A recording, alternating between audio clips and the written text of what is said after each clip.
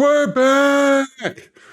How we doing, sports fans? Let's recap last week rather quickly. Lions got off to a great 7-0 lead, but then just sputtered out for a while. They couldn't really stop the defensive front seven from a pass blocking or run blocking standpoint, as they never really got going.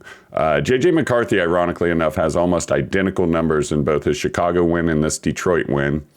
Seahawks looked dominant. That was my favorite game of the week once everything kind of started to play out. 49ers took care of business.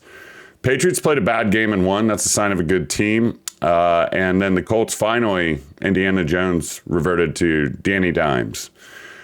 Having said that, we ended up 6-6 when you include the big plays. But let's focus on this week. I'm going to go rather aggressively on the Lions. Call it 3 units on the Lions, -7.5 over the Commanders. Commanders have lost 3 games in a row by 21 or more. Lions are really good coming off losses.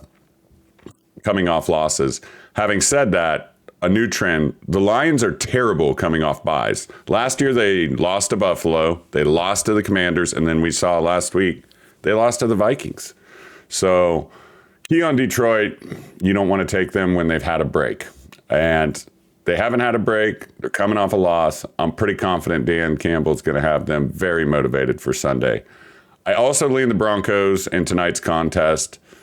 And perhaps I'll get a post out before the games on Sunday, but I would really bank on Detroit 3 to 5 units.